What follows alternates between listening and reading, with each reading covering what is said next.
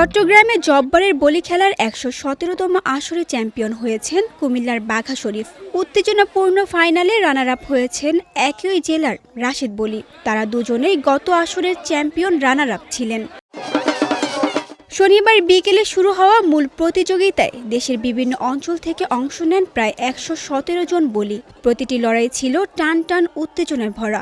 একের পর এক শক্ত প্রতিদ্বন্দ্বিতা পেরিয়ে শেষ পর্যন্ত সবার নজর কাড়েন বাঘা শরীফ ও রাশেদ বলি। দীর্ঘ ২৪ মিনিটের লড়াই শেষে চ্যাম্পিয়নের মুকুট ধরে রাখেন বাঘা শরীফ।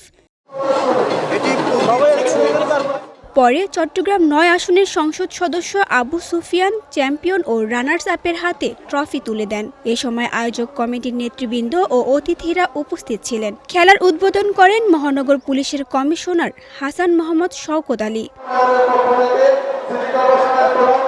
এদিকে বলি খেলা উপলক্ষে লালদীঘি মাঠ জুড়ে হাজারো দর্শকের উপস্থিতি পুরো আয়োজনকে পরিণত করে এক উৎসবমুখর পরিবেশে।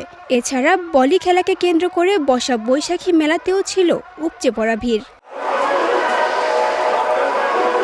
চট্টগ্রামের ইতিহাস, ঐতিহ্য ও সংস্কৃতির সঙ্গে জড়িয়ে যাওয়া এই আয়োজন শুরু হয়েছিল শহরের আগেরকার বদরপাতি এলাকার বিশিষ্ট ব্যবসায়ী আব্দুল জব্বার সওদাগরের হাত ধরে।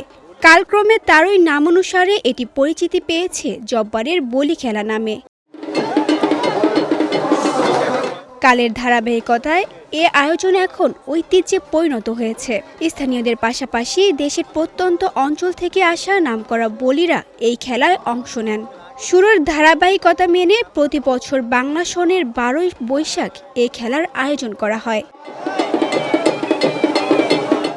তানজু হাবিবা, বিজয় টিভি, নিউজ ডেস্ক।